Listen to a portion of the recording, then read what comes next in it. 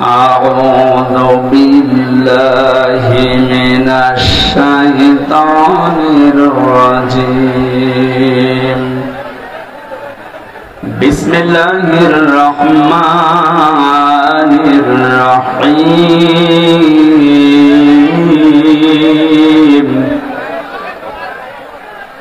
فبما رحمة من الله لنت لهم ولو كنت فظا غليظ القلب لانفضوا من حولك فاعف عنهم واستغفر لهم فاعف عنهم واستغفر لهم وشاورهم في الأمر عزمت فتوكل على الله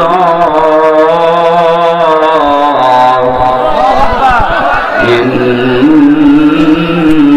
الله يحب المتوكلين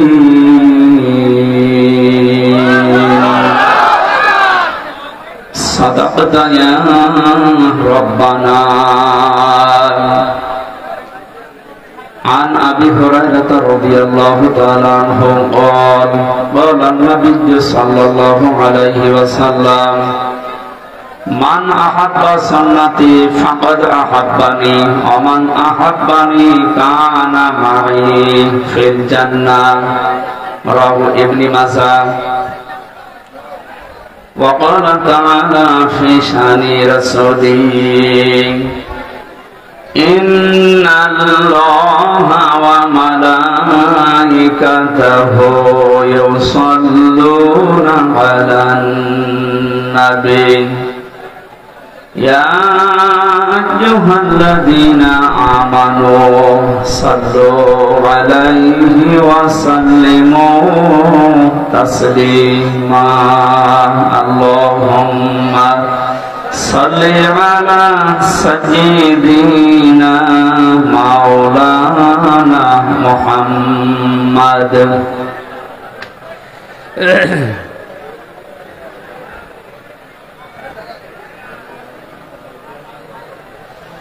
জীবনে যত প্রেম আছে করি যাই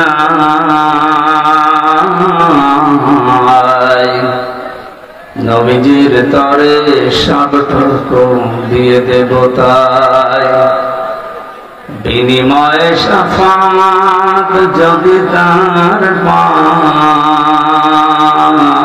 পাই মুছে যাবে জীবনে যত ব্যথা ভার বালাগাল উলাম বিকামালিহি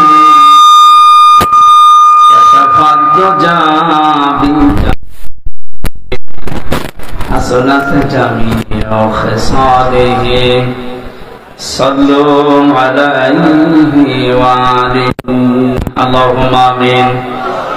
ربنا ظلمنا أنفسنا وإن لم تغفر لنا وترحمنا من الخاسرين.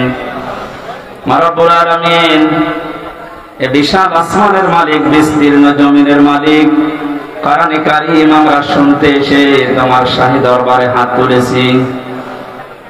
এখানে যা কিছু বলা হবে শোনা হবে আমাদের প্র্যাকটিক্যাল লাইফে সেট করার তৌফিক দাও। জীবন চলার পথে যত অন্যায় করেছি আল্লাহ গোপনে নয় মানব সম্মুখে আমরা প্রকাশ্যে স্বীকৃতি দিচ্ছি আমরা অপরাধী। মেহেরবানি করে জীবনের অপরাধগুলো তুমি নেকি বানিয়ে দাও। মাহফিলের আয়োজন যারা করেছে শোনার জন্য যারা আসতেছে কিয়ামতে মুসিবতে এই মাহফিলটা আমাদের জান্নাতে যাওয়ার মাধ্যম বানিয়ে দিও আল্লাহ। সুবহান রাব্বিকা রাব্বিল ইজ্জাতি আম্মা ইয়াসিফুন ওয়া সালামুন আলাল মুরসালিন আলহামদুলিল্লাহি রাব্বিল আলামিন। আমি কয়েকদিন আগে মালয়েশিয়া, সিঙ্গাপুর কয়েকটা দেশে ঘুরছিলাম। মাওলানা মিজানুর রহমান আজহারি, জাকির নায়েক এবং ডেভিড লিউ বলে একজন আছে, নাম করা স্কলার, সারা বিশ্বে পরিচিত। এই মানুষগুলোর সাথে আলোচনা ছিল। ওনারা জানাচ্ছিলেন যারা আমরা এই যে কোরআনে কারিমের ময়দানে কথা বলি, এগুলো একটা ক্লাসের মতো। যদিও এখানে ছাত্রের মান সব এক না, এখানে এক এক রকম ছাত্র আছে। আমাদের বিশ্ববিদ্যালয়ের ক্লাস যারা নিত, সামনে যে সব 82 জন 85 জন বসে আছে, সব এক মাপের, এক ক্লাসের এক মাপের ছেলেরা মেয়েরা। এখানে যারা আছে সবগুলো এক মাপের নাকি? এখানে এমনও লোক আছে একবার বললে বুঝবে, এমন লোক আছে 2 বার বললে বুঝবে, এমন লোক আছে 80 বার বললে ওরা জিজ্ঞাসা করবে কি। সে যেহেতু সব ধরনের ছাত্র ছাত্রী এখানে আছে, এই জন্য ক্লাসটা একটু কঠিন। তারপরেও আমরা ক্লাস নেব আল্লাহর কোরআন থেকে। ক্লাস সর্বোচ্চ নেওয়া হয় 45 মিনিট। বিশ্ববিদ্যালয়ে যারা ক্লাস নেয় আমরা দেখেছিলাম সর্বোচ্চ ক্লাস নেয় 45 মিনিট। কেন ভার্সিটি যারা ক্লাস নেয় এদের কোনো যোগ্যতা নেই, 45 মিনিটের পরে আর কথা বলতে পারে না, এই জন্যে নাকি? হ্যাঁ, বিজ্ঞান প্রমাণ করছে মানুষের এই মাথার ভেতরে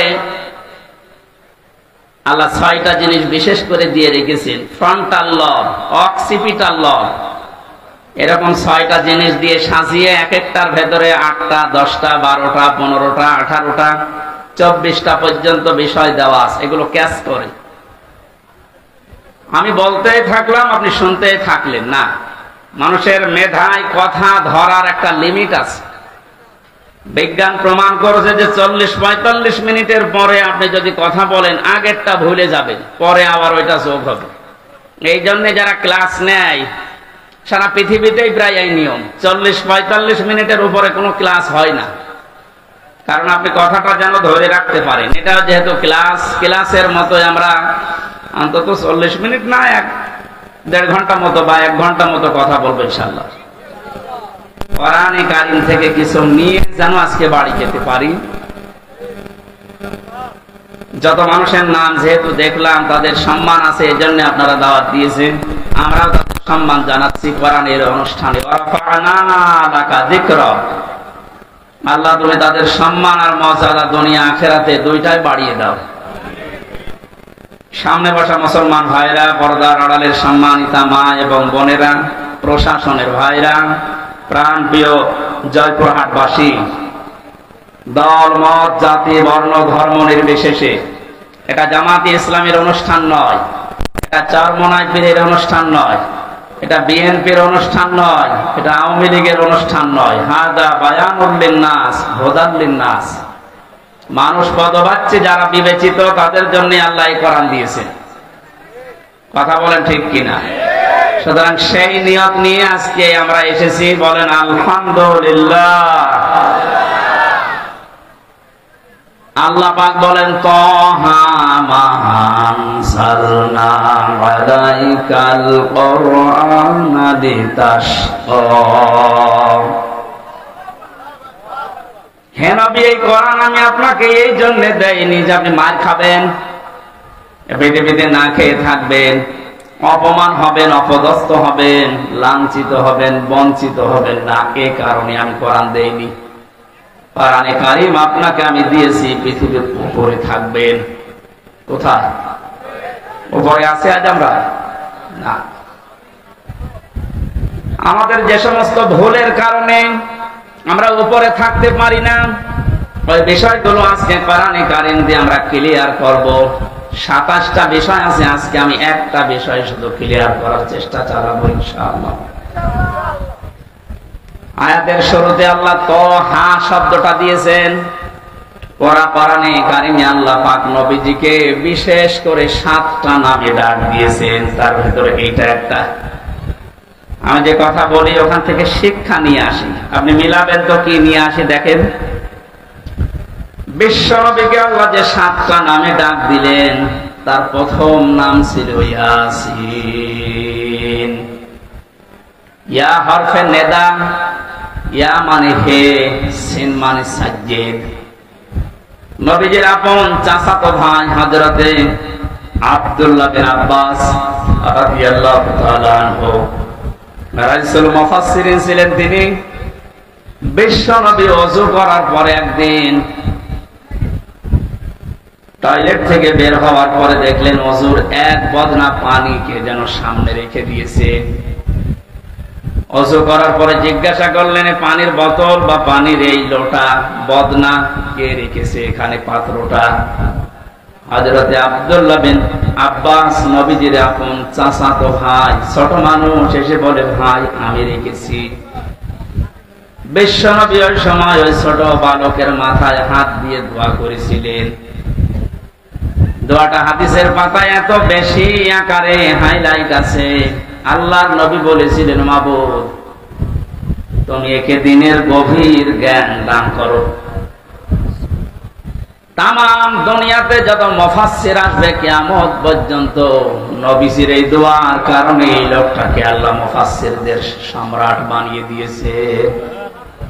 এখানে রাইসুল মুফাসসিরিন বলা হয়। তিনি তাফসীরে কাবীরের ভেতরে সিন শব্দের 5টা অর্থ দিয়েছেন। আপনি তাফসীরুল কোরআন মাহফিল লিখে দিয়েছেন। আমরা চেষ্টা চালাবো তাফসীর আকারে কথা বলার, নাকি আমার মন মতো বলবো? সিন শব্দের 5টি অর্থ। প্রথম অর্থ হচ্ছে সাইয়্যিদুল আলামিন।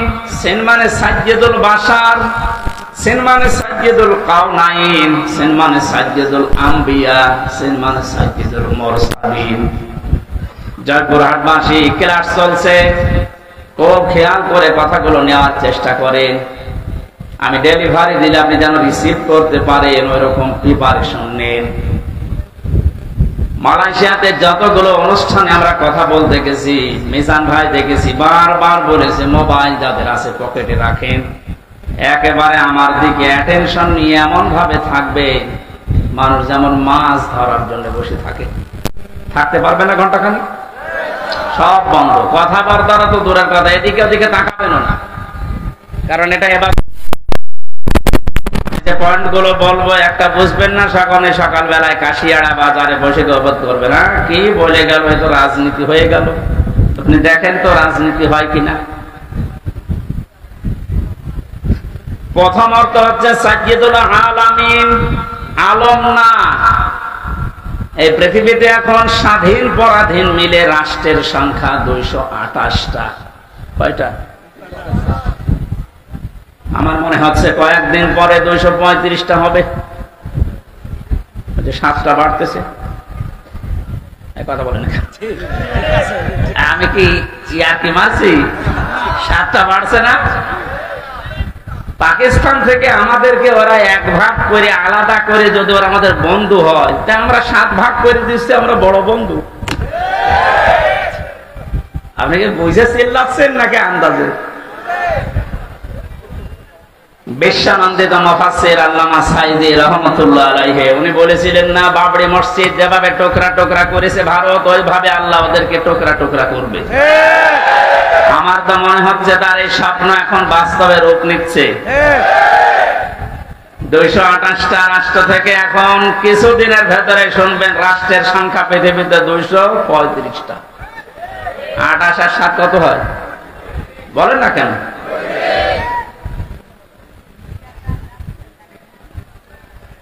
এখানে উঠে বসেন, কেউ এখানে আসবেন না, কেউ যাবেন না। না, এই ডিস্টার্ব হলে আসলে আমার ক্লাস করার অভ্যাস নেই ওইভাবে।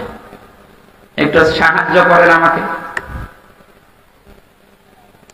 না, এতদিন পর্যন্ত এই যে মুক্তিযুদ্ধের চেতনা নিয়ে যারা দেশ চালিয়ে গেল, এরা কি বলতো যে এরা আমাদের বন্ধু, কারণ এরা আমাদেরকে পাকিস্তান থেকে আলাদা করে দিয়েছে। ওখান থেকে 1 ভাগ করে আমাদের আলাদা করার কারণে যদি ওরা এত বড় বন্ধু হয়, তাও সারা জীবনের জন্য আমরা 7 ভাগ করে দিচ্ছি। তাহলে আমরা কত বড় বন্ধু ওদের। ডক্টর মোহাম্মদ ইউনূস দায়িত্ব নিয়েই পরের দিন ঘোষণা দিয়েছিলেন, এই দেশকে যদি শান্তিতে থাকতে না দেন, 7 সিস্টারও শান্তিতে থাকবে না। 235টা রাষ্ট্রে আপনি যেখানেই বাস করেন, সেখানেই বিশ্ব নবীকে আপনাকে নেতা মানা লাগবে। বলেন নেতা শব্দ কোথায়? এই যে সাজ্জেদ মানে নেতা। কিছুক্ষণ আগে আপনি আরবিতে বললেন না, আল্লাহুম্মা সাল্লি আলা সাজ্জেদিনা, হে আল্লাহ তুমি রহমত নাজিল করো আমাদের নেতার উপরে। আমাদের নেতার নাম কি? আল্লাহ বলেন তুই নিজে বললি আলা মোহাম্মদ, মোহাম্মদের উপরে।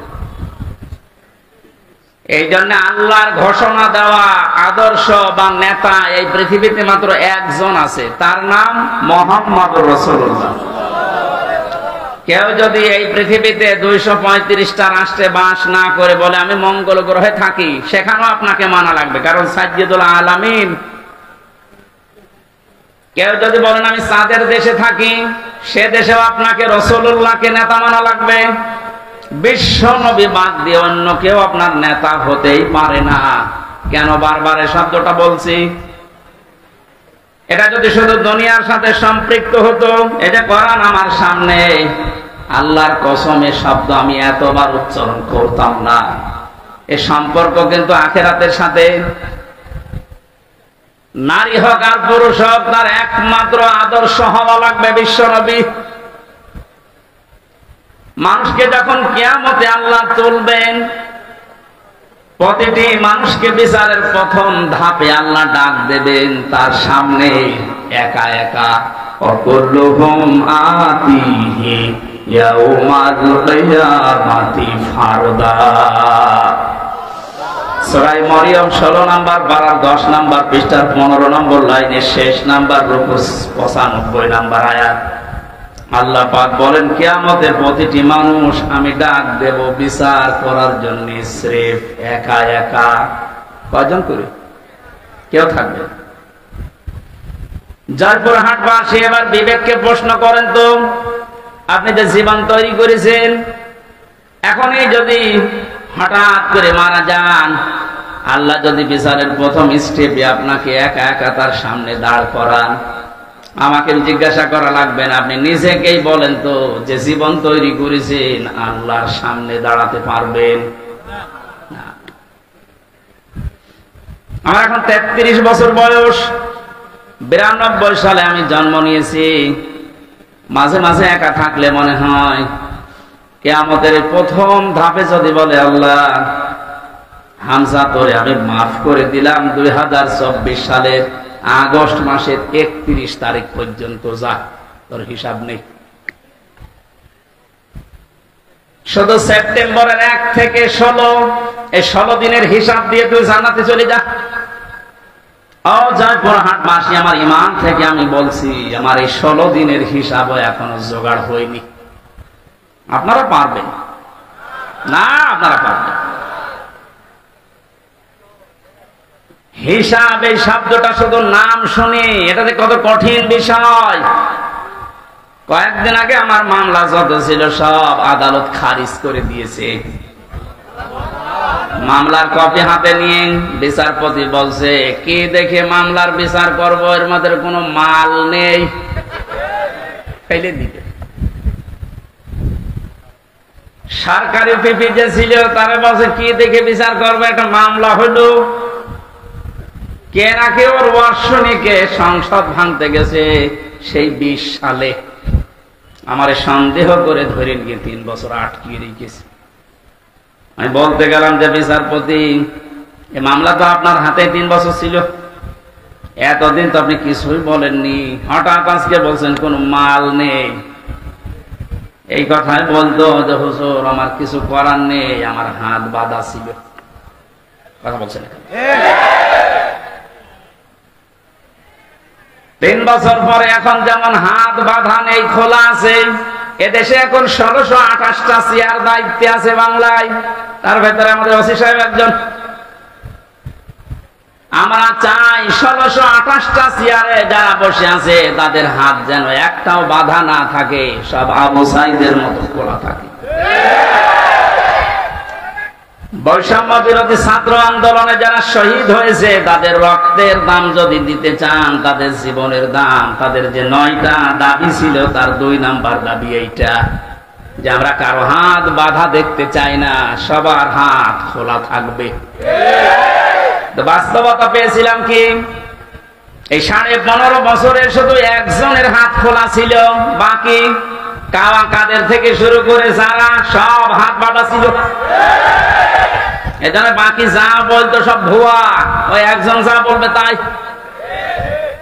যেহেতু উনি আর নেই, না না, যেখানে যায় যাক, যেন ভালো থাকে। আমরা চাই এ দেশে কিয়ামতের আগে যেন আর কারো হাত বাঁধা না থাকে। ওনাদেরকে যে পাওয়ার দেওয়া আছে ওই অনুযায়ী যদি এ দেশে সঠিকভাবে প্রতিটি চেয়ার থেকে হাত খোলা অবস্থায় কাজ করতে পারে, এ দেশটা দাঁড়িয়ে যাবে ইনশাআল্লাহ। আপনি মিনি জান্নাত দেখতে চান? আমি বহু উন্নত দেশে গেছি বিশ্বে।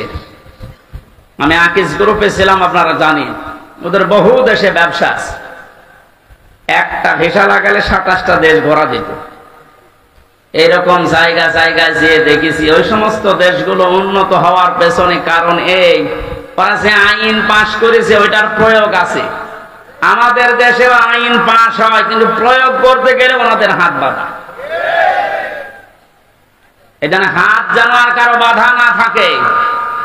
শুধু এতটুকু না, আমার এই যে 3টা বছর এখন তো আমি নির্দোষ খালাস পেয়েছি। আদালত প্রমাণ করেছে যে আমার কোনো দোষ নেই। কথা বলেন না কেন? নাই তো আমার এই বেকসুর খালাস দিত, কোন দোষ পাইনি, এই জন্য বলছে না এ মামলার আর কিছু হবে না, সব শেষ। তাহলে আমি চাই আমাকে 3টা বছর বিনা কারণে আপনি আটক করে রাখলেন আমার মামলার আয়ুর সাথে, এবং টপ টু বটম যারা জড়িত প্রত্যেককে এভাবে 3 বছর করে আটক করে রাখা হোক। আমার রেখেছিল ফাঁসির কন্ডেম সেলের ভেতরে, আপনাকে রাখা হবে আয়না ঘরে। অনেকে বলছে আমি চট করে চলে আসবো, আসেন আয়না ঘরে ঢুকবে, আপনি আসেন। 1,10,000 মানুষ এখন জেল খাটতেছে সারা দেশে। আমি যতটুকু 3 বছরে বুঝেছি, আমার মনে হয় 100 জনের প্রায় 60 থেকে 65 জন মানুষ নির্দোষ, কিছু জানে না, আন্দাজে তারা জেল খাটতেছে। যারা এই অবৈধ কাজগুলোর সাথে জড়িত, সে টাকা পয়সা খেয়ে হোক আর চাপে হোক, প্রত্যেককে এই মামলাগুলোতে যদি সাক্ষ্য প্রমাণ হয় যে না ওর কোনো দোষ নেই, বেকসুর খালাস পেয়ে যাচ্ছে, তাহলে 3 বছর 5 বছর 10 বছর তার জীবন থেকে আপনি নষ্ট করলেন কেন? যারা এর সাথে জড়িত প্রত্যেকের শাস্তি দাবি করছে, তাহলে ন্যায় বিচার কায়েম হবে। ভবিষ্যতে আর কেউ উল্টা পাল্টা মিথ্যা মামলা দিয়ে আপনার জীবন অন্তত নষ্ট করতে পারবে না।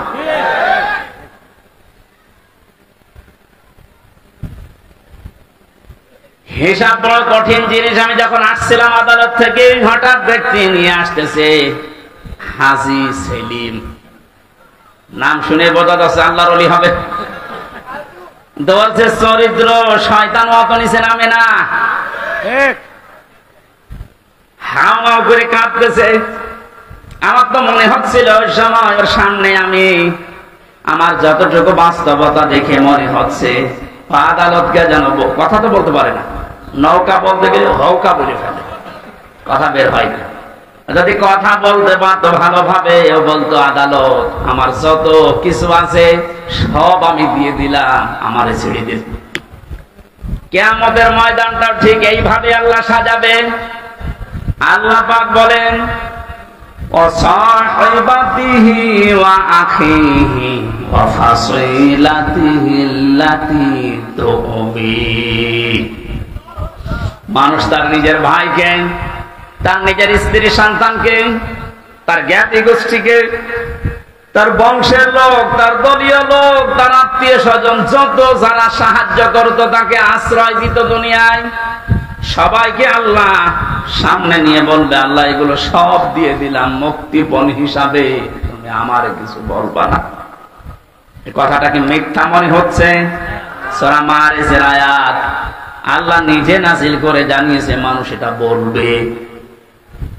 আমিও হতে পারি, আপনিও হতে পারেন, কিয়ামতে বলা লাগবে আল্লাহ আমার এই মেয়েকে আমি দিয়ে দিলাম। এই আয়াতটা যখন আমি জেলখানায় থাকতে পড়েছিলাম, তখন ছোট মেয়েটার বয়স 1 বছর মাত্র। সবচেয়ে বেশি মনে পড়তো ওর কথা। মাঝে মাঝে চিন্তা হতো আল্লাহ এর প্রতি আমার যে ভালোবাসা, দুর্বলতা, মহব্বত তুমি তৈরি করে দিয়েছো, কিয়ামতে এই ফারিহা জান্নাত কেউ নাকি আমি বলবো আল্লাহ এরেও দিলাম মুক্তিপণ হিসাবে। এটা আমার কেমন লাগে, আমার বিশ্বাস হতে চায় না। কিন্তু কিয়ামতের ভয়াবহ যে দৃশ্য আল্লাহ নিজে ফুটিয়ে তুলেছেন, তখন মনে হয় না ফারিহা না, ফারিহার মাকে পর্যন্ত বলা লাগবে আল্লাহ এরেও দিয়ে দিলাম।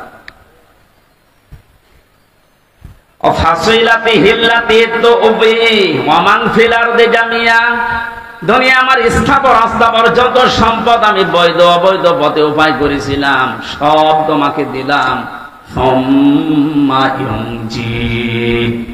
এরপরও তুমি আমারে নাজাত দাও। সঙ্গে সঙ্গে আল্লাহ ধমক দেবেন, কাল্লা ইন্নাহা লাযা, কখনোই না, তোরে আমি লাজাই ঢোকাবো। কোথায়?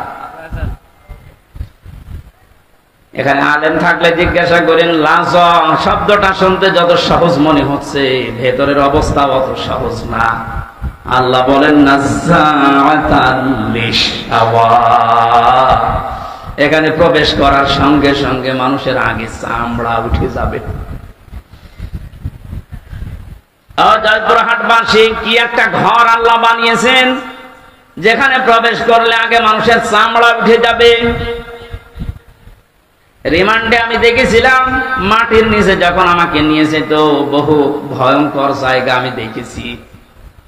মানুষের যে নখ তুলে নেয়, মাঝে মাঝে যে ডিম দেওয়ার নাম শুনি, এ বাস্তব আমি দেখেছি নিজে।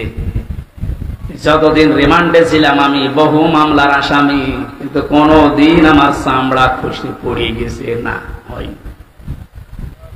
বহু কষ্টকর সময় পার করেছিলাম খেয়ে না খেয়ে। ওনাদের আলেমদের প্রতি একটু বেশি অ্যালার্জি ছিল। অধিকাংশ অফিসার গুলো আমার ভাগ্যেই পড়ে, ভাগ্যই খারাপ মনে হয়, ভাগ্যেই পড়েছিল সব হিন্দু। ওরা তো আর আলেম সালেম বোঝে না। আজকে নয়ন হোসেন একজন মুসলিম, ওনার হাতে যদি আমি পড়তাম হয়তো আর কিছু না হোক, নামের আগে আলেম দেখেও ভেতরে একটা মায়া আসতো। আর আমার অফিসার পড়েছে সুব্রত বালা, নাম শুনলে বলা যাচ্ছে এ আল্লাহর দুশমন, আমারও দুশমন। ওর মনে তো আর আমার প্রতি কোনো মায়া দয়া নেই, তারপরে ওরে উপর থেকে যা বলেছে ও তাই করবে। বহু ভয়ঙ্কর কষ্টের ভেতরে দিন পার করেছিলাম, কিন্তু আমার চামড়া উঠে যায়নি। কিন্তু আয়াতটা পড়ার পরে আল্লাহ জানিয়েছেন নাযাআতাল লিশাওয়া, এমন একটা ঘর আমি বানিয়েছি লাজা, এখানে ঢুকলে আগে চামড়া খসে যাবে। কি ভয়ঙ্কর হতে পারে আপনি বলেন? কাদেরকে জাহান্নামে লাজা ডাকবে?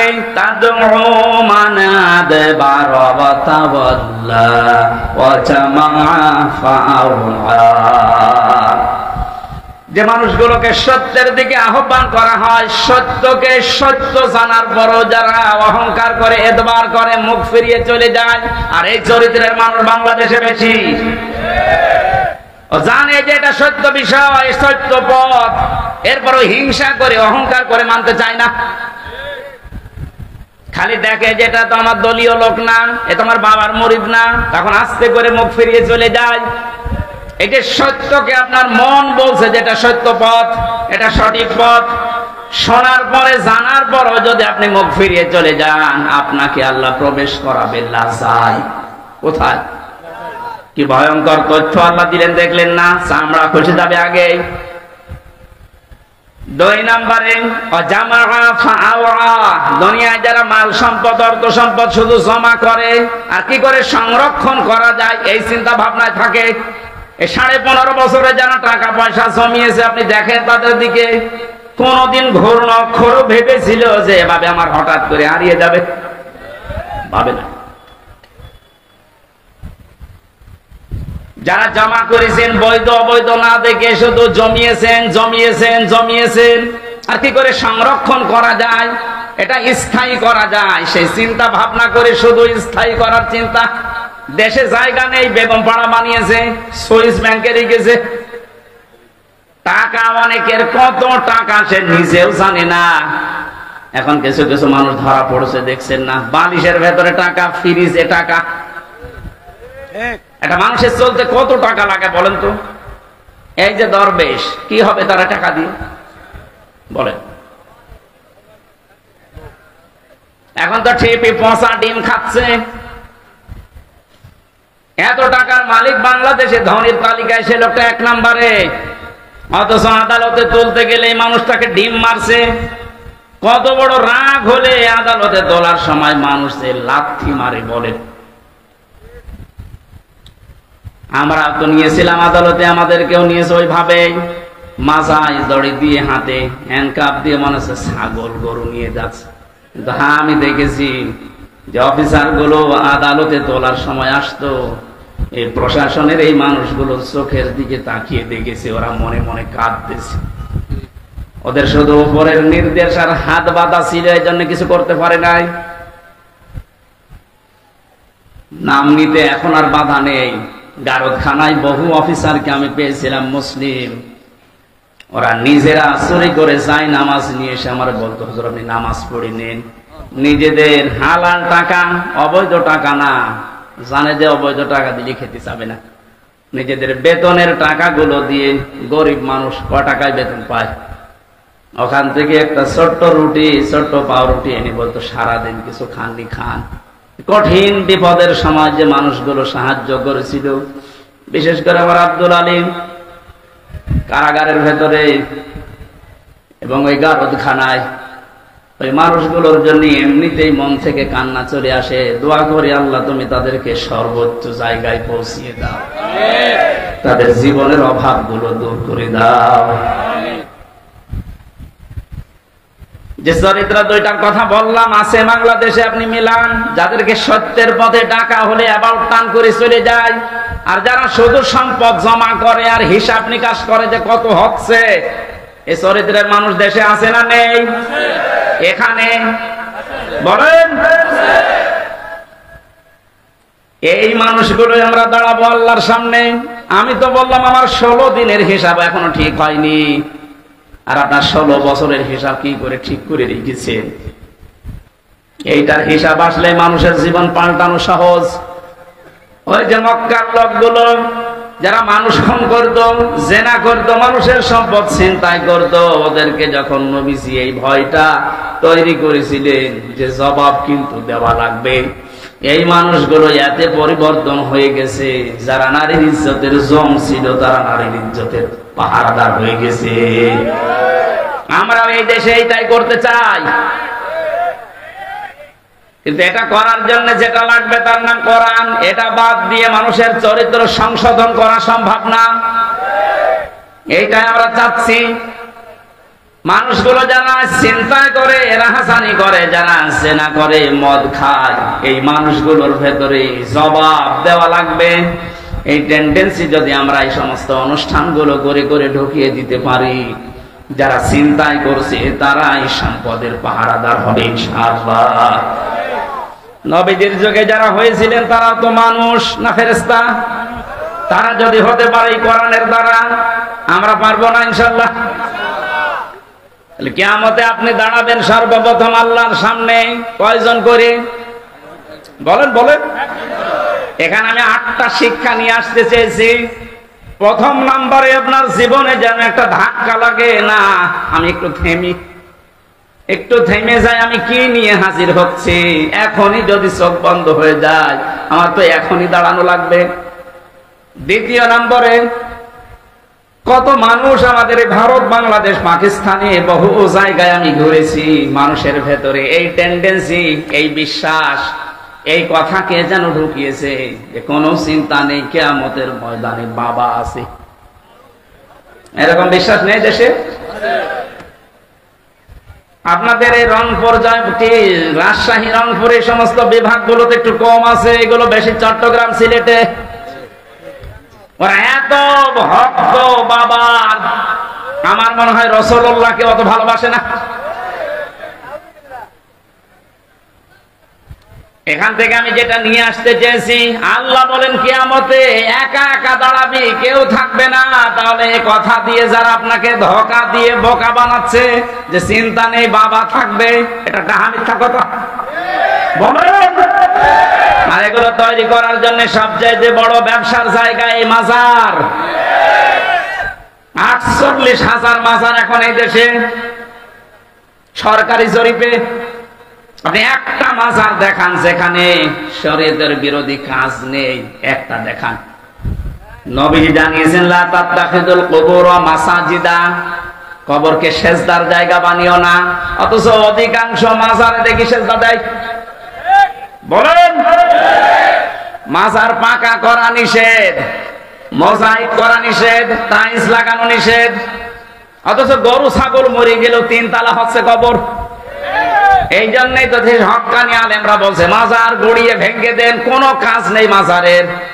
মাজারের যদি এত সম্মান থাকতো, নবীজির জামাই হযরত ওসমানকে দেখে আসলাম, কবর জান্নাতুল বাকিতে পড়ে আছে, একটা পাথর দেওয়া মাত্র, কিচ্ছু নেই।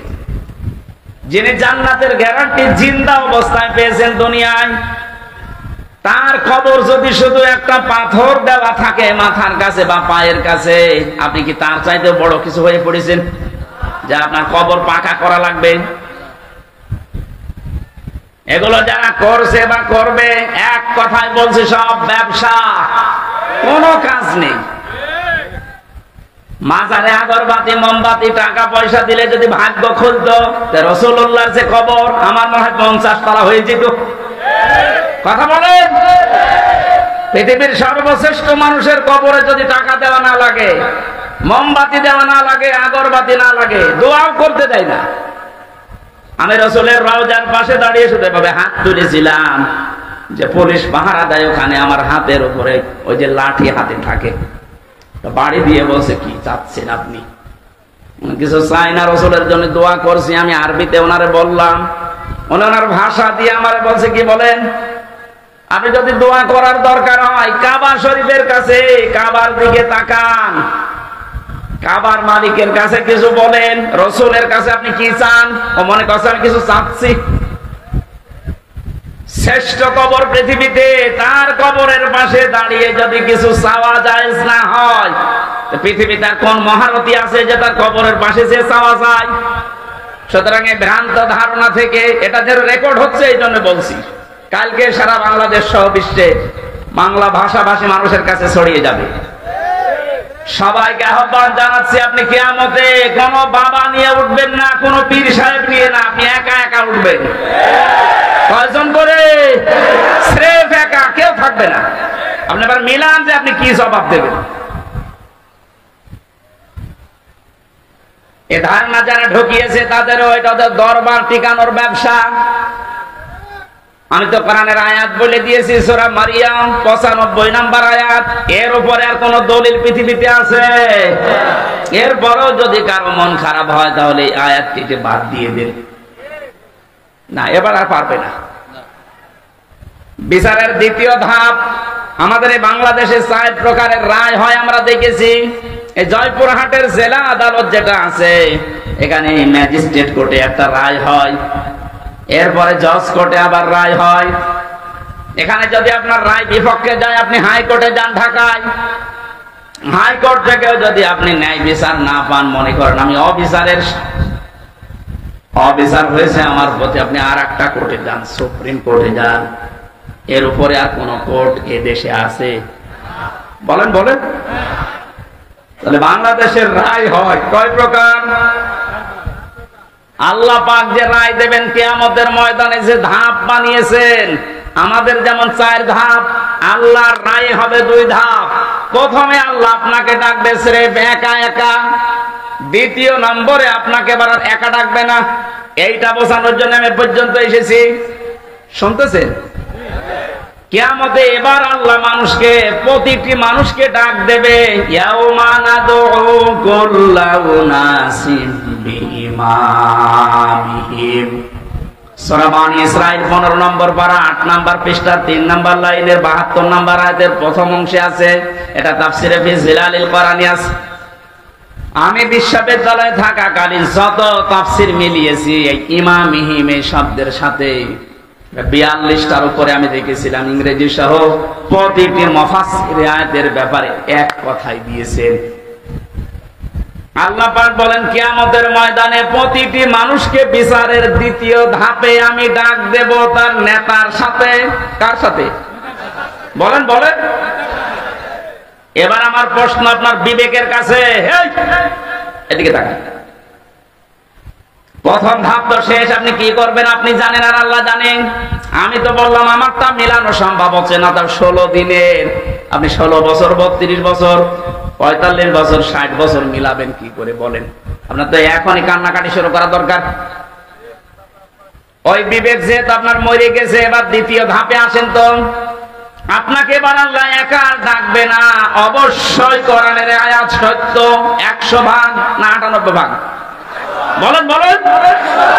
100 ভাগ সত্য বিশ্বাস করেন তো? তাহলে আল্লাহ এবার আপনাকে ডাকবে আপনার ইমামের সাথে। এখানে ইমাম মানে নেতা, ইমাম মানে কি? আপনি বলেন যে নেতার পেছনে আপনি স্লোগান দিচ্ছেন, যাকে আদর্শ বলে ঘোষণা দিচ্ছেন যে আমার নেতা তোমার নেতা, এই নাম বলে যাকে আপনি রায় দিচ্ছেন, সাপোর্ট দিচ্ছেন, যার পক্ষে সুপারিশ করেন, সাফাই গান, কিয়ামতে ওই লোকটা আপনার সামনে থাকবে, আপনি পেছনে। কি মনে হয় আপনার যে নেতার পেছনে আপনি ঘোরেন, যার আদর্শ মতো চলেন, ওর যে চরিত্র, ওর যে সুরাত সিরাত, ওরে আল্লাহ দেখলে মাফ করবে বলে মনে হয়? দেখলেন, এখনই বলছে না, ও তো ধরা খাবে।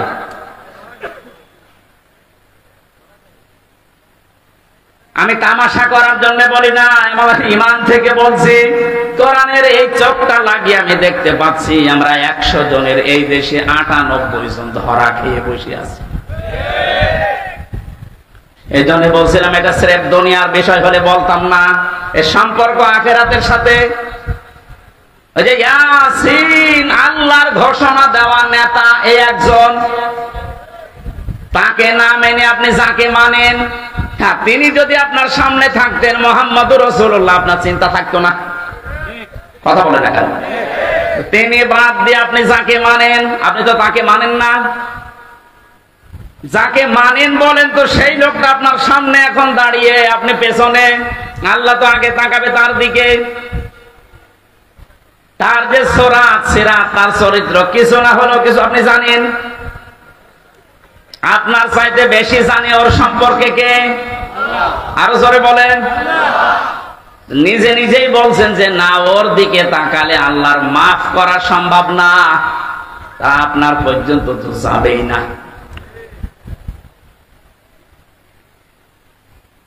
আমার ভয় হচ্ছে এই কারণে যে আমরা না জানি ওই ময়দানে অধিকাংশ মানুষগুলো দাঁড়িয়ে থাকে কিনা। আল্লাহর ঘোষণা দেওয়া নেতা যেহেতু মুহাম্মদুর রাসূলুল্লাহ, আর উনি শুধু বাংলাদেশের জন্য না, ভারতের জন্য না, তামাম দুনিয়ায় যত রাষ্ট্র আছে যেখানেই বাস করেন আপনাকে বিশ্ব নবী নেতা মানা লাগবে। এতদিন শুনেছেন যে ইয়াসিন সূরা পড়লে 10 খতম কোরআন শরীফে সওয়াব হয়, কিন্তু এর ভেতরে 83টা শিক্ষা আছে। আমি একটা একটা করে কেবল 5টা বললাম। 83টা শিক্ষা আপনার প্র্যাকটিক্যাল লাইফে জীবনে আগে সেট করা লাগবে। এরপরে আমি এদিকে পড়েই গেলাম, নেকি হয়েই গেল, তো নেকি কি কি থাকবে কোথায়? নেকি তো থাকছে না ধরে রাখার জন্য। এমন একটা বিশ্বাস, এমন একটা কথার দ্বারা নেকি সব শেষ। কথা বোঝেন? এই কোরআনে আল্লাহ 500 শরীয়তের বিধান দিয়েছেন। কয়টা? তার ভেতরে এটা একটা। ইয়াসিন হে নেতা, এটা একটা। এরকম কত আছে বলেন বলেন। কেন 500টা বলেন তো? আমি এবার শিক্ষিত মানুষদেরকে বলছি, যত ফরজ ইবাদত আছে দুনিয়ায়, প্রত্যেকটা ফরজ ইবাদতের কিছু মৌলিক বিষয় আলাদা করা আছে। এই যে নামাজ ফরজ না, বলেন না কেন? নামাজ পড়তে গেলে 13টা ফরজ লাগে, ভেতরে আর বাইরে মিলিয়ে। আমি ওসি সাহেবকে বলছি 12টা ফরজ আদায় করে উনি নামাজ পড়লো, একটা ফরজ আদায় করেনি, ওনার সওয়াব হবে কয়টা? কথা বোঝার পরে বলবেন ওনার সওয়াব কয়টা হবে?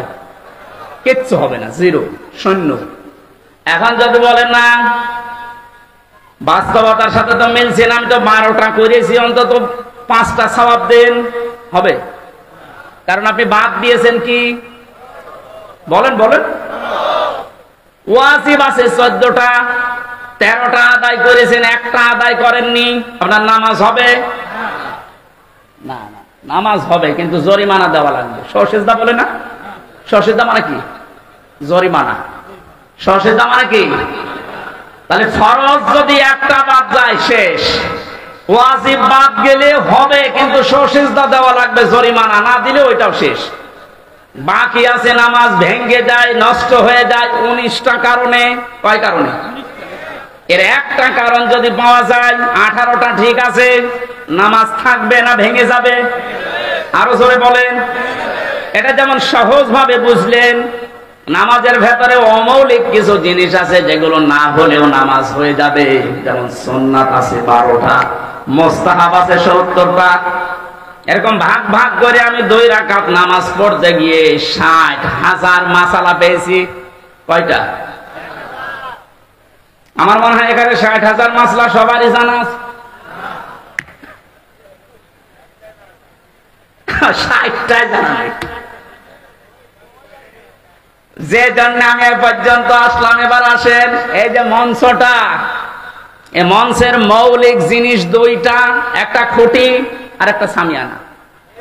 এই 2টা মৌলিক না? আসল উপাদান। এই 2টা না থাকলে কেউ মঞ্চ বলবে? বলেন। অমৌলিক জিনিস আছে, এই যে টিস্যু বক্স, এই মাইক, এই যে ফুল দেওয়া আছে, বিউটিফাই করেছি, এই চেয়ার দেওয়া আছে, এই টেবিল আছে। এগুলো কি না থাকলে মানুষ মঞ্চ বলবে না? এ পর্যন্ত বুঝেছেন কিনা বলেন? যে মৌলিক জিনিস 2টা, অমৌলিক জিনিস 10টা। সংখ্যার দিক থেকে মৌলিক জিনিস বেশি না কম বলেন? কিন্তু গুরুত্বের দিক থেকে এত বেশি, এর একটাও যদি না থাকে এ মঞ্চ টিকবে? খুঁটি না হলেও হবে না, ছাদ না হলেও হবে না, কিন্তু টিস্যু বক্স না থাকলে হবে না। না বলেন বলেন? কোরআনে আল্লাহ 500 মৌলিক জিনিস দিয়েছেন, 6,666টা আয়াত। এর ভেতরে মাত্র 500 আয়াত শরীয়তের বিধান। আপনি কোথায় 6,666? 500 বাদ গেলে কি হয়? বাকি যেগুলো আছে সব ওই টিস্যু, ফুল, ফুলদানি, এই টেবিল, এই মাইক এর মতো, কিন্তু 500 যেটা আছে সেটাই সামিয়ানার খুঁটির মতো। এর একটাও বাদ গেলে আপনি এখানে বসে থাকতে পারবেন না, কাওয়া কাদের মতো পড়ে যাবে। একবার পড়ে গিয়েছিল না? কেবল স্মার্ট বলেছে আর ধপ করে গেছে। তাহলে আমার মৌলিক জিনিস ছিল না, খুঁটি ছিল না হয়তো, কিন্তু দুর্বল ছিল। এখান থেকে আমি যেটা নিয়ে আসতে চাই, মৌলিক জিনিস না থাকলে অমৌলিক হাজারও থাকলে তার কোনো দাম থাকে না। ওসি সাহেব যদি নামাজ পড়তে গিয়ে 12টা আদায় করে, একটা আদায় না করে, উনি নিজেও এখন বলবে যে কোনো সওয়াব নেই, 0 হবে, শূন্য হবে। এ পর্যন্ত বুঝেছেন তো? 500 আয়াত শরীয়তের বিধান, একটা মানেননি, 499টা মেনেছেন। কিয়ামতের দিন যখন আল্লাহ মিজানের পাল্লায় আপনাকে তুলবে, আপনারও ওই ফল হবে 0, শূন্য। এবার আসেন এই শব্দটার একটু ব্যাখ্যা করি। মিজানের পাল্লা বলি আমরা, মিজান মানে কি? না না, মিজান মানে ন্যায় বিচারের মানদণ্ড। হাইকোর্টের সামনে দেখবেন একটা দাড়ি পাল্লা টাঙানো আছে, এই টাঙানো নেই? ও দাড়ি পাল্লা সরকার টাঙিয়েছে কি খেলা করার জন্য, নাকি ওদের একদিকে ঝুলিয়ে থাকে সমান্তরাল?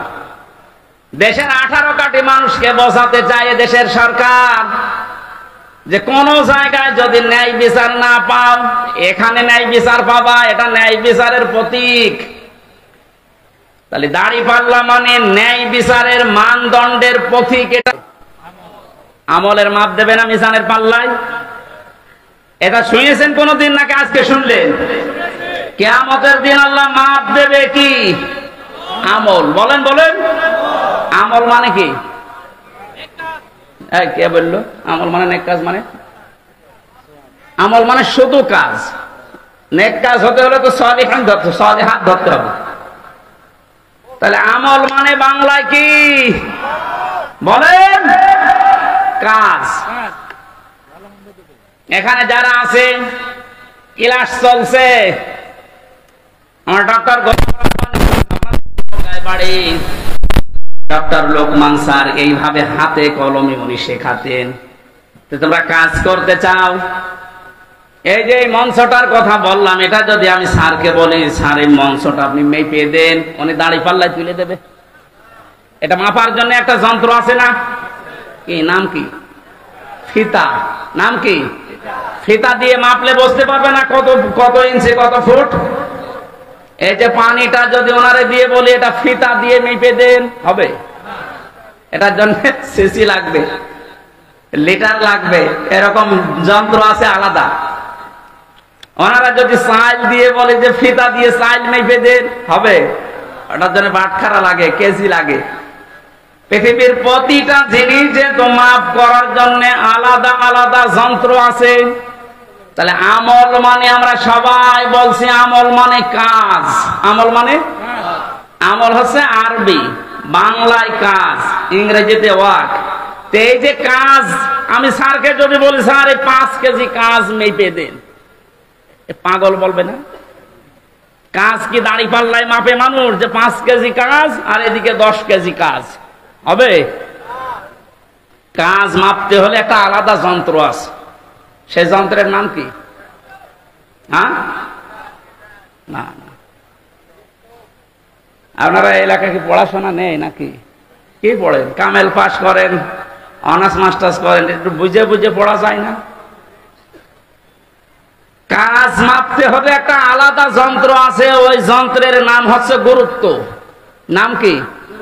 কাজ মাপে মানুষ গুরুত্বের ভিত্তিতে। স্যার যদি এক কনস্টেবলকে ডাক দিয়ে বলে জয়পুরহাট সদরে যাও, এই 500 টাকা দিয়ে আসো, এখন উনি সকাল থেকে আশায় আছে যে টাকা দিয়ে আসবে। 2-3 ঘন্টা পরে খোঁজ নিয়ে দেখছে 1-1.5 কিলো যাওয়ার পরে ও কনস্টেবল মার্বেল খেলতেছে। ওনার কথা আর ওনার কাজের কোনো গুরুত্ব কনস্টেবল দিয়েছে? ওর উপরে তো উনি খুব খুশি হবে, রাজি হবে নাকি বলেন? আপনাকে আল্লাহ 500টা কাজ দিয়েছিল দুনিয়ায়, যেটা মৌলিক কাজ, এই ছাদের মতো আর খুঁটির মতো। এগুলো আপনি না করে মার্বেল খেলছেন। পরবর্তীতে যখন আল্লাহ দেখছে এ কি করে, এই গুরুত্বপূর্ণ কাজগুলো না করে ও মার্বেল খেলছে, ওনার মতো আল্লাহর রাগ হওয়া সম্ভব না। আপনার জীবনের যে মৌলিক কাজ, যা গুরুত্বের ভিত্তিতে আল্লাহ মাপবেন। 500টা কাজ দিয়েছেন, 500টা কাজের গুরুত্বপূর্ণ কিছু অংশ আছে। নামাজের যেমন 13টা। এই অজু করতে গেলে মানুষের অজু ভেঙে যায় কয়টা কারণে? 7 কারণে। বলেন কয় কারণ? এর ভেতরে যদি 6টা আদায় করেন, একটা আদায় করেননি বা নষ্ট হয়ে গেছে, আপনার পুরা অজু শেষ। ওই অজু দিয়ে নামাজ হবে? আমি কেন বলছিলাম এ কথা বারবার ক্লাসের মতো? আমাদের আজকে আমল মাপার, অনেকে মনে করে কিয়ামতের দিন এদিকে আমি 10 কেজি সওয়াব তুলে দেব, এদিকে 11 কেজি গোনা তুলে দেব, একটু কম বেশি হবে। অথবা এদিকে 11 কেজি সওয়াব, এদিকে 10 কেজি গোনা, একটু বেশি হবে, আল্লাহ জান্নাত দিয়ে দেব। আরে ভাই, কাজ কি মানুষ মাপে দাড়ি পাল্লা দিয়ে নাকি? গুরুত্ব দিয়ে মাপতে হয়। আপনার জীবনের গুরুত্বপূর্ণ কাজই তো নেই। এই পৃথিবীতে যত গুরুত্বপূর্ণ কাজ আছে, এই যে ছাদের মতো আর খুঁটির মতো, তার ভেতরে 1 নম্বরে গুরুত্বপূর্ণ কাজ হচ্ছে আহসানু আমালা, সবচাইতে উত্তম কাজ। সবচাইতে উত্তম কাজ 500টা, তার ভেতরে 1 নাম্বার কি? 1 নাম্বার হচ্ছে আনাকিমুদ্দিন, এই পৃথিবীতে আল্লাহর দিন কায়েম করে দেখাও। এইটার নাম শুনলে যাদের কাছে রাজনীতি মনে হয়, দুনিয়ার কাজ মনে হয়। হযরতে মুসা তাহলে ভুল করেছিল? হযরতে ঈসা ভুল করেছিল? ইব্রাহিম নবী ভুল করেছিল? নূহ নবী ভুল করেছিল? মুহাম্মদ রাসূলুল্লাহ ভুল করেছিল? ওনারা তো এই কাজ করতে গিয়ে 27টা যুদ্ধের নেতৃত্ব দেওয়া লেগেছে। আপনি এই কাজের কথা শুনলে খালি দুনিয়ার কাজ মনে করেন, রাজনীতি মনে করেন। মানে আপনার তো মৌলিক কাজ হাতছাড়া হয়ে যাচ্ছে। ফুল দিয়ে এসব দিয়ে কি করবেন? আমি আশা করি কথা বোঝাতে পেরেছি। এরপরও যদি কেউ না বোঝার ভান করে থাকেন, এদিকে আসেন, আসেন, আপনাকে চট করে ঢুকিয়ে নি। আসেন,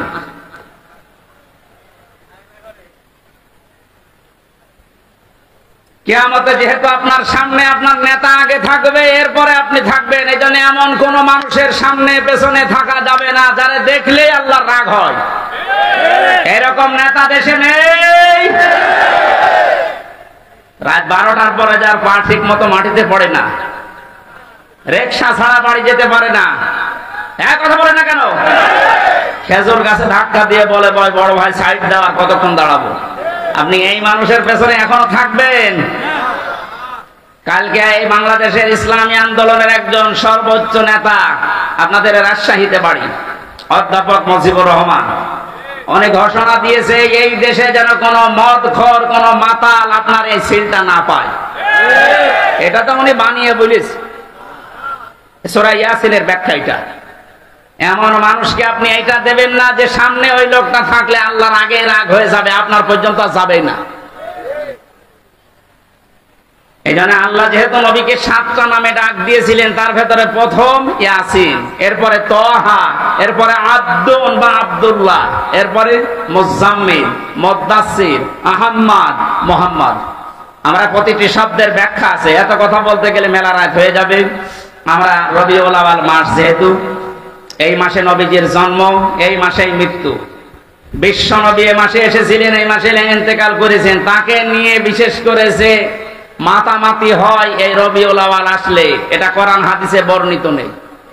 আমাদের রাষ্ট্রীয়ভাবে একদিন ছুটি দেওয়া আছে মিলাদুন নবী, নবীর জন্ম বৃত্তান্ত আলোচনা করার জন্য না। নবীর জন্ম বৃত্তান্ত আলোচনা করার জন্য রাষ্ট্রীয় শোকের দরকার নেই, রাষ্ট্রীয় ছুটির দরকার নেই। নবীজি যেটা দিয়ে দেশ চালিয়েছিলেন, এইটা কিভাবে চালানো যায় সেই পদ্ধতি আবিষ্কার করুন, তাহলেই হবে রবিউল আউয়াল পালন করা। আপনি কি একজন সাহাবীর চাইতে বেশি ভালোবাসা মহব্বত রাসূলুল্লাহকে দিতে পারবেন? বলেন। এই যে মিলাদ নিয়ে যারা আজ মাতামাতি করে, আমি কালকে বগুড়া ছিলাম, খালি মিলাদ নিয়ে যেভাবে মিছিল লাগিয়েছে এরা বুঝে করুক না বুঝে করুক আমি ওটা জানি না, কিন্তু বাস্তবতা হচ্ছে শুধু যদি কেউ মিলাদ মানে জন্ম, মিলাদ মানে কি? শুধু জন্ম নিয়ে কেউ যদি আনন্দে থাকে সে জাহান্নামে যাবে, শুধু জন্ম নিয়ে। কারণ নবীজির ইন্তেকালের 600 বছর পরে এই মিলাদ আবিষ্কার করেছে মানুষ। তাহলে এই 600 বছরে তো মিলাদ হয়নি দুনিয়ায়, ওরা জান্নাত যাবে না? বলেন। আপনি এই 600 বছর পরে কোথায় পেলেন এটা? ইসলামের ভেতরে নতুন কিছু আবিষ্কার যে করে সে বেদাত করে, আর বেদাত করলে সে গোমরা, আর গোমরা হলে সে জাহান্নামী। আপনি একটা কথা খণ্ডন করতে পারবেন? এবার আসেন আমি দলিল দিচ্ছি। দুইজন চাচা ছিল নবীজির জন্মে খুশি, একজন আবু লাহাব আর একজন আবু তালেব, এরা আপন চাচা। এই দুইজন এত বেশি খুশি হয়েছিল নবীর জন্মে, যারা সংবাদ দিয়েছে তাদেরকেও আজাদ করে দিয়েছে। আর আবু তালেবের জীবনী পড়েছি, ও নিজের সন্তান আলীকে কাছে রাখতো না, কিন্তু ভাতিজা মোহাম্মদ এতিম, বাবা নেই মা নেই, এই জন্য নিজের কাছে রাখতো। এত আদর করেছে, বলতো ভাতিজা আমি তোমার ধর্ম মানি না, কিন্তু তোমার শরীরে কেউ আঘাত করুক এটা আমি বেঁচে থাকতে সহ্য করব না। তা আপনি আর কি করেন বলেন তো? নবীর জন্ম আসলে সেই লোকটার দিকে তাকান। ও জীবন পর্যন্ত দেওয়ার মতো এইরকম মহব্বত করত রাসূলকে। তো মারা যাওয়ার সময় নবীজি যখন বললেন ইয়া আম্মি আবি তালিব লা ইলাহা ইল্লাল্লাহ হাজ্জুল লাকা ইনদাল্লাহি ইয়াউমাল কিয়ামাহ, বুখারী শরীফের হাদিস। নবীজি মাথার কাছে এসে বলেন চাচা, আশপাশে মানুষজন দাঁড়িয়ে আছে, আপনার জোরে বলার দরকার নেই, আমার কানের কাছে মুখ নিয়ে শুধু আস্তে করে বলেন লা ইলাহা ইল্লাল্লাহ মুহাম্মাদুর রাসূলুল্লাহ বলার দরকার নেই, কারণ ওটা আমি নিজে আমি জানি। আপনি শুধু আল্লাহর একাত্মবাদের স্বীকৃতি আমার কানে শোনান, কারণ আমি সাক্ষী, আমি শাহেদ। আমি কি? শাহিদা ওয়া মুবাশশিরা ওয়া নাযীরা, এই শব্দগুলো কোরআনে নেই? আমি যে সাক্ষী, কিয়ামতে তো বলা লাগবে। আপনি শুধু আমার কানের কাছে একটু বলেন যে লা ইলাহা ইল্লাল্লাহ, আর কিছু বলা লাগবে না, কাউকে শোনানোর দরকার নেই। এরা যদি বলতে পারেন কিয়ামতের ময়দানে আমি নবী আপনাকে আল্লাহর দরবারে ঝগড়া করে জান্নাতে নিয়ে যাব, বলে না। ডাক দিয়ে বলছে ভাতিজা আমি তোমাকে ভালোবাসি, কিন্তু তোমার এই কালেমা, তোমার এই আদর্শ আমি মানতে পারলাম না, তুমি আমারে মাফ করে দিও। জয়পুরহাটবাসী, মাফ করার মালিক নবীজি না আল্লাহ? আরো জোরে বলেন। এত ভালোবেসেছিল, জন্মে খুশি হয়েছিল এই যে আবু লাহাব আর আবু তালেব, কই তাদের জীবনে পড়েন দুইজনে জাহান্নামী। আগুনের ফিতা লাগিয়ে দেবে পায়ের নিচে, মাথার মগজ পর্যন্ত ফুটবে। তারা শুধু জন্মে খুশি ছিল, মিলাদে খুশি ছিল। সিস্টেম অপর পৃষ্ঠায় দেখুন, আরো দুইজন আপন চাচা, হযরতে আব্বাস আর একজন হযরত আমির হামজা রাদিয়াল্লাহু তাআলা আনহুমা। এই দুইজন চাচা শুধু জন্মেই খুশি ছিল না, জন্মের সময় তো তারা খুশি হয়েছে, সবচেয়ে বেশি খুশি হয়েছে এই দুইজন চাচা নবীর আদর্শে। হযরত হামজা নবীর আদর্শ মানতে গিয়ে নিজের জীবন দিয়েছে, ৭০ টুকরা হয়েছে, তারপরও পিছপা হয়নি। কথা বলে না কেন? হযরতে আব্বাস নিজের জীবন দিয়েছে নবীর আদর্শ গ্রহণ করে। তিনি বলেছিলেন, মান যাকা তা'মাল ঈমান, তোমরা যদি ঈমানের স্বাদ পেতে চাও, মান রাদিয়া বিল্লাহি রাব্বা, আল্লাহকে রব পেয়ে খুশি থাকো, আবিল ইসলামি দীনা, ইসলামকে জীবন ব্যবস্থা হিসাবে পেয়ে খুশি থাকো, আমি মুহাম্মাদুর রাসূলুল্লাহ সাল্লাল্লাহু আলাইহি ওয়াসাল্লাম নাবিয়্যা ওয়া রাসূলা। রাহু মুসলিম। মুসলিম শরীফের হাদিস, নবীজিকে, বিশ্ব নবী মুহাম্মদুর রাসূলুল্লাহকে নবী এবং রাসূল পেয়ে খুশি থাকো। হযরতে আব্বাস আর হামজা এই দুইজন চাচা নবীর শুধু জন্মে না, তাদের সিরাতে, সুরাতে, তাদের আদর্শ পেয়ে খুশি। এজন্য এই দুইজন চাচাই জান্নাতি। সুতরাং আজকে আমাদের সময় এসেছে, রবিউল আউয়াল মাস 1 বছর পরে আসবে, শুধু জন্মের কথা শুনে মিলাদ দেবেন, জন্মের আলোচনা করবেন, জিলাপি খেয়ে শেষ করে দেবেন না। আপনার যদি পালন করতেই হয়, প্রত্যেক সোমবারে একটা করে রোজা রাখেন। কথা বলো না কেন? আর যদি সর্বোচ্চটা মানতে চান, হযরত হামজার মতো, হযরত আব্বাসের মতো তার আদর্শ মেনে নেন।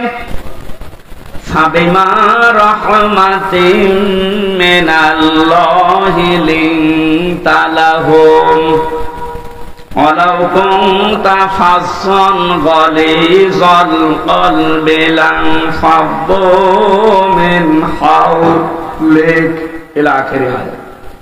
সূরা আলে ইমরান নামকরণ আছে, ঐতিহাসিক প্রেক্ষাপট আছে, শানে নজুল আছে, এই আয়াতের ব্যাকগ্রাউন্ড আছে। এগুলো বিভিন্ন মাহফিলে, তাফসিরে আপনারা সহজে পেয়ে যাবেন। আমরা এবার মূল শিক্ষায় যাচ্ছি। আল্লাহ পাক বলেন, হে নবী, আমি দয়া করে আপনার অন্তরের ভেতরে, আপনার অন্তরটা মোলায়েম, কোমল, সহজ, সরল, সফট করে বানিয়েছি। আপনি যদি কঠোর হতেন, কর্কশ ভাষী হতেন, তাহলে আপনার কাছে মানুষ ভিড়তো না, আপনার আশপাশ থেকে মানুষ সব চলে যেত। আপনি যেহেতু নরম দিলের মানুষ, মানুষদেরকে আপনি ক্ষমা করেন আর তাদের জন্য ক্ষমা চান। কোন কাজ করতে হলে যারা অধীনস্থ আছে তাদের সাথে পরামর্শ করে করবেন। কাজটার যখন সিদ্ধান্ত নেওয়া হয়ে যাবে, তখন ভরসা করবেন একচ্ছত্রভাবে আল্লাহর উপরে। যারা ভরসাকারী তাদের আল্লাহর উপরে ভরসা করাই উচিত। এটা বাংলা অর্থ ছিল। এবার আমরা তাফসিরে যাই। নবীজিকে আল্লাহ এত কোমল, এত সফট একটা হৃদয় দিয়েছিলেন, তার যে আচার ব্যবহার গুলো, আল্লাহ পাক তার আচার ব্যবহার প্রমাণ করতে গিয়ে একটা নাম দিয়েছেন, খুলুকুন আযীম। হে নবী, আপনি মহান চরিত্রের উপরে প্রতিষ্ঠিত। জোরে বলেন সুবহানাল্লাহ। নবীজির যে আচরণ গুলো ছিল, প্রথমেই শিশুদের সাথে ধরেন, এটা বাচ্চাদের সাথে যার যে আচরণ, হাদিস প্রমাণ করছে। নবীজি রাস্তা দিয়ে যখন হেঁটে মসজিদে নববীতে, কাবা শরীফে যেতেন, রাস্তার আশেপাশে বাচ্চারা খেলাধুলা যারা করত, বিশ্ব নবীকে দেখলে নিজের মা, বাবা, বড় ভাই সব ছেড়ে নবীর কাছে ছুটে আসতো। আমাদের ভেতরে চরিত্রটা অনেকের নেই। বাচ্চাদেরকে আদর করা, মহব্বত করা, ভালোবাসা দেওয়া। নবীজি বলেন, ছোটদের সাথে আমার ভালোবাসাটা, আমার আন্ডারস্ট্যান্ডিং এমন ভাবে পয়দা হয়েছিল, আল্লাহ তৈরি করে দিয়েছিলেন। বাচ্চারা যদি নিজের মা বাবাকে দিনের পর দিন, মাসের পর মাস, বছরের পরে বছরও না দেখতো, আমি নবীর সাথে থাকলে ওরা মনে করতো মা বাবার সাথে আছে। হযরতে যায়েদ রাদিয়াল্লাহু তাআলা আনহু তিনি বিক্রি হয়ে গেলেন একবার ছোটবেলায়। ভাগ্য তাকে খাদিজাতুল কুবরার কাছে পৌঁছিয়ে দিয়েছে। হযরতে খাদিজা তার স্বামী মুহাম্মদুর রাসূলুল্লাহর কাছে উপহার দিলেন, কামে কাজের লোক হিসাবে আপনাকে দিলাম, আপনি খেদমতের জন্য নিয়ে নেন। 7 দিন হয়ে গেছে। হযরতে যায়েদের বাবা এবং চাচা খবর পেয়েছে মক্কাতে মুহাম্মদুর রাসূলুল্লাহর কাছে আছে তার সন্তান। জয়পুরহাটবাসী একটু নিজের জীবনের সাথে মিলান্ত। নিজের আপন চাচা আপন বাবা এসে বলছে, মুহাম্মদ শুনতে পেরেছি আমাদের সন্তান তোমাদের কাছে আছে, ফেরত দিয়ে দান। নবীজি ডাক দিয়ে বললেন, আপনারা কে? আমি চিনি না। বলে, আমরা যায়েদের পিতা, এটা যায়েদের চাচা। বিশ্ব নবী বলেন, আপনারা যদি চাচার বাবা হয়ে থাকেন, যায়েদ যদি আপনাদেরকে চিনতে পারে আর যদি যেতে চায়, আমি বাধা দেব না। কিন্তু যায়েদ যদি যেতে না চায়, আপনারা জোর করে নিয়ে যেতেও পারবেন না। পিতা বললেন, হ্যাঁ আপনি অবশ্যই যুক্তিপূর্ণ কথা বলেছেন। হযরতে যায়েদকে নিয়ে আসা হলো। নবীজি বিষয়টা শুনতে যত সহজ মনে হচ্ছে, যে যে চেয়ারে বসে আছেন ওই জায়গা থেকে ভাবেন তো আপনার অধীনস্থ লোকদের সাথে আচরণ করা কত কঠিন। 10 বছর না, 10টা দিনও আপনি পারবেন না।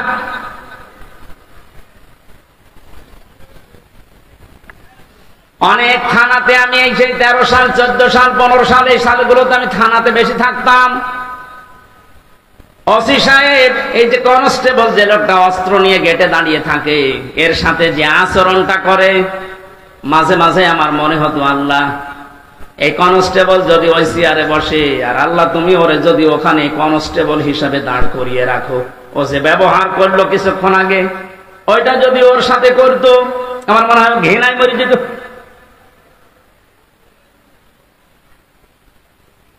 আপনার তার শুকরিয়া আদায় করা দরকার ছিল যে ও একজন মানুষ, ও ডিগ্রি পাস, আমিও ডিগ্রি পাস, আমাকে আল্লাহ চেয়ারে বসিয়েছে আর ওরে অস্ত্র নিয়ে দাঁড় করিয়েছে গেটে। ওর সম্মান আমার চাইতে বেশি হওয়া দরকার। এই আচরণগুলো অনেকে মনে করছে যে দুনিয়ার বিষয় না, এগুলো সব আখিরাতের বিষয়। আল্লাহর নবীর কাছ থেকে রবিউল আউয়াল মাসে যদি এই কাজগুলো আপনি নিতেই না পারেন, আপনি কি নেবেন এই মাসে? শুধু জিলাপি আর খিচুড়ি। নবী যে আচরণ করেছিলেন যুদ্ধবন্দীদের সাথে, অথচ বাংলাদেশে আয়না ঘর বানিয়ে কি অবস্থা করেছে মানুষের সাথে। আমার সাথে একজন আলেম ছিল জেলখানায়, মাওলানা মুফতি ফখরুল ইসলাম। এই লোকটা মাঝে মাঝে গভীর রজনীতে আমার পাশেই থাকতো, চিল্লিয়ে উঠতো, কি হয়েছে ভাই? বললাম, যখন আয়না ঘরে ছিলাম ওই জায়গায় আমার এই যে হাতের পায়ের ভেতরে হাত দিয়ে সামনে যে রডের দেওয়াল ছিল, এই রড ধরে আবার আটকে দিত হাত। খালি বলতাম, আল্লাহ তুমি আমাকে মরণ দাও না, একটু শোবার মতো ব্যবস্থা করে দাও। মানুষ তো শুয়ে থাকতে পারলে যে কত শান্তি, এটা আমি হাড়ে হাড়ে টের পেয়েছি। ওই 6 মাসে 6টা মাস আমাকে শুইতে দেয়নি। হাত এভাবে 24 ঘন্টা বাঁধা, শুধু পোশাক পায়খানার জন্য 1.5-2 মিনিট সময় দিত, আর খাবারের জন্য যা দিত খাওয়ার মতো না। 3-4টা তরকার এক জায়গায় দিয়ে মনে হচ্ছে কে মাখিয়ে খেয়ে ফেলে দিয়েছে সেইটা। মানুষের শরীর যে খারাপ হয়ে যায় তার বাস্তব প্রমাণ দেখেননি ব্যারিস্টার আরমানের? ও চেহারা কি হয়ে গেছে। আমি 10 দিন ছিলাম মাটির নিচে মাত্র, তাই আমি নিজেকে চিনতে পারছিলাম না। আসে 8 বছর, অথচ বিশ্বনবী যুদ্ধবন্দী যারা সাহাবীদেরকে বলতেন নিজেরা না খেয়ে থাকবা, যুদ্ধবন্দীদেরকে ভালো খাবারটা খাওয়াবা। মিসকিনা ওয়া ইয়াতীমা ওয়া আসীরা। যারা জান্নাতে যেতে চাও তারা ইয়েতিম, মিসকিন, অসহায় এবং যুদ্ধবন্দী যারা, বিশেষ করে যারা বন্দী জীবনে আছে তাদেরকে খাবার খাওয়াও, এ নির্দেশ কার? আর আপনি কি করলেন? আবার জান্নাতে আপনার বলে হক আছে দাবি করে অনেকে। যা করেছেন আমার মনে হয় জান্নাতে আপনার হক নেই, আপনার হক আছে জাহান্নামে। নবীর উম্মত পরিচয় দিতে আপনার লজ্জা লাগবে না কিয়ামতে? নবীজি কি করলেন আর আপনি কি করেছেন? ঘুমিয়ে গেছে, তোমার ঘুমের ডিস্টার্ব হবে এজন্য কিছু বলি নাই। আমি নিজেই নতুন করে রুটি বানিয়ে গোশত বানিয়ে রেখে দিয়েছি, এসে আমরা দুইজন খাই। হযরত আয়েশা কেঁদে ফেললেন, নবীজির বুকের ভেতরে মাথা নিয়ে বলেন, হে আমার স্বামী, দুনিয়াতে আমার কোনো দুঃখ নেই, কোনো আফসোস নেই। এই কথা বলার মতো স্ত্রী বাংলাদেশে কম না বেশি? নেই। আমরা যে আচরণ করছি তাদের সাথে হচ্ছে না, আমারটা হচ্ছে না, কারণ রেকর্ড হচ্ছে, মিথ্যা কথা তো বলা হচ্ছে না। এখনই ম্যাডাম লাইভ দেখছে। আমার আচরণটা আরো সংযত হওয়া লাগবে। আমরা যেন রবিউল আউয়াল মাসে আমি সহ এখানে যত স্বামী আছি প্রত্যেককে যেন রাসূলুল্লাহর মতো এই চরিত্র নিতে পারি, বলেন আমিন। সম্মানিত মা বোনেরা, আসার সময় দেখলাম গভীর মনোযোগ দিয়ে রাসূলের কথাগুলো শুনছেন, কান খাড়া করে শোনেন। বাংলাদেশে নারী নির্যাতন করলে কেস হয়, মামলা হয়। এই যে বসে আছে মামলা নেওয়ার জন্য। পুরুষ নির্যাতন হলে যে কেস হবে, করব কোথায়? এজন্য আমরা চাচ্ছি আপনাদের কারণে দেশের 100 জনের 98টা স্বামী মানসিক রোগী হয়ে যাচ্ছে। আপনি উদার হবেন। মেয়েদের ছোট মনের কারণে সংসারে শান্তি নেই। হাজারো মেয়ে লোক বউ এমন আছে, নিজের বাবা মা নিজের ভাই বোনের জন্য যদি স্বামী খরচ করে বলে অসুবিধা নেই, অথচ স্বামী যদি তার নিজের ভাই বোনের জন্য একটু কিছু করে, অনেক বউ আছে মন খারাপ করে। এরকম ছোট মনের বউ আছে কার হাত বলেন তো? না না, আমি হাসির খোরাকি দেই। এই দুইজন হাত তুলে বিয়ে না করি, আমি জানি বিবাহিত মানুষ হাত তুলবে না, কারণ এটা কিন্তু ভিডিও হচ্ছে। ও দেখবে যে আমার বাড়িওয়ালা হাত তুলেছে কিনা। না, আপনি উদার হন। কি করবেন? আপনি তো আপনি 50 বছর পরে দুনিয়ায় থাকবেন না। মাঝখান থেকে আপনি এই আচরণের কারণে জাহান্নাম খরিদ করে নিয়ে যাচ্ছেন। আপনার মতো পাগল আর কেউ নেই। আপনার সম্পত্তি পড়ে থাকবে, মাঝখান থেকে আপনি জাহান্নামে হয়ে যাচ্ছেন। অথচ নবীজি বলেন, কোন স্ত্রী যদি চায় যে আমার স্বামী বেশি দিন বেঁচে থাক, আমার স্বামীর সম্মান মর্যাদা টাকা পয়সা আরো বেড়ে যাক, সে যেন মাঝে মাঝে স্বামীকে তাগিদ দেয়, তুমি যাই করো রক্তের সম্পর্কগুলো ঠিক রাখো। এরকম বলার মতো বউ আছে? নেই। আরো কি করে রক্তের সম্পর্ক নষ্ট করে দেয় সেই বুদ্ধি দেয়। শাশুড়ি গল্প করে মানুষের কাছে মাঝে মাঝে যে আমার জামাই খুব ভালো, শুধু আমার মেয়ের কথা মতো চলে। আর এই যে ছেলেটা আমার, এটা একটা হারামজাদা, শুধু বউর কথা মতো চলে। আপনি শাশুড়ি, আপনার মনের ছোট কেন? একটু উদার হতে পারেন না? নিজের মেয়ে ভুল করলে মাফ করে দেন, আর বউমা একটু কিছু করলে আপনি তার ছেলের কানে তুলে দেন। আপনি মানুষ, আপনি ডাইনি। আপনি নামাজ দিয়ে, রোজা দিয়ে, কালো বোরকা দিয়ে জান্নাত যেতে পারবেন না, ওই মেয়েটার বরদোয়া করবেন। আল্লাহ আমাদের আচরণগুলো রাসূলের কাছ থেকে নেওয়ার তৌফিক দাও, বলেন আমিন। আন্তর্জাতিক জীবনে তার চরিত্র আছে। প্রত্যেকটা জীবনে বড়দের সাথে কিভাবে আচরণ করা লাগে। আজ অফিসের যারা বস আছেন, এখানে দোকানের মালিক আছেন, আমি বহু অফিসে এই অভিযোগটা শুনেছি, এই জন্য তুলে ধরলাম। অনেক অফিসের অফিসারের আচরণ পেয়ে তার নিম্নে যারা চাকরি করে, তার আচরণের কারণে বলে, কখন যে 8 ঘন্টা চলে যায় স্যারের কাছে থাকতে, আমি টেরও পাই না। মনে হয় যে আরো 8 ঘন্টা যাক, বাড়ির কথা আর মনে হয় না। এমনও স্যার পেয়েছি, বলো হুজুরে 8 ঘন্টা না, কখন যে 8 ঘন্টা যাবে শুধু আল্লাহ আল্লাহ করুন। এই যে দুইটা স্যারের পরিচয় বললাম, একটার চরিত্র রাসূলের মতো, আর একটার চরিত্র ফেরাউনের মতো। ফেরাউনকে আল্লাহ জান্নাত দেবে, ওই স্যারকে আল্লাহ জান্নাত দেবে না। আল্লাহ আমাদের আচরণগুলো রাসূলের মতো হওয়ার তৌফিক দিন, আমিন। বারাকাল্লাহু লানা ওয়া লাকুম ফিল কোরআনিল আযীম। আল্লাহুম্মা আমিন।